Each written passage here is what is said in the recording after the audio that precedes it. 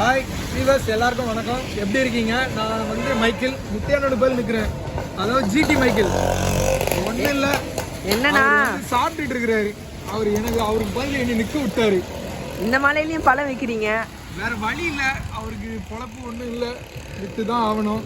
எல்லா பழமும் அப்படியே இருக்கு. கஸ்டமர்ஸ் யாரும் இல்லை, மழை பெய்யுதுங்கிறதுனால யாரும் வரமாட்டேங்கிறாங்க.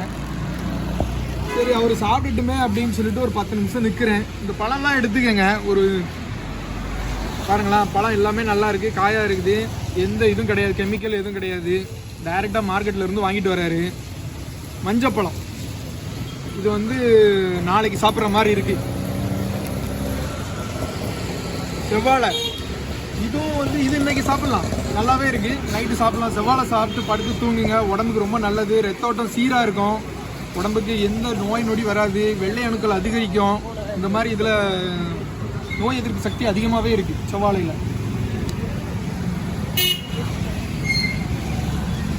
இது வந்து குழந்தைங்க அதிகமாக சாப்பிட்லாம், ஏன்னா குழந்தைங்களுக்கு சளி அது எதுவுமே பிடிக்காது. இது வந்து ரஸ்தாலின்னு சொல்லுவாங்க. குழந்தைங்களுக்கு சளியே பிடிக்காது. நல்லா இது இன்னைக்கு சாப்பிட்லாம், நாளைக்கு சாப்பிட்ற மாதிரி பழம் அங்கே இருக்குது. கற்பூரவள்ளி இருக்குது. கற்பூரவள்ளி வந்து எல்லாருக்கும் நல்லாவே பிடிக்கும். கற்பூரவள்ளி எதுக்கு சாப்பிட்றதுன்னா, இப்போது சாப்பிட்டு ஜீரணமாகாமல் இருக்கும் நிறைய பேருக்கு, அதுக்காக சாப்பிட்றது. பட் இது நாளைக்கே சாப்பிட்லாம்.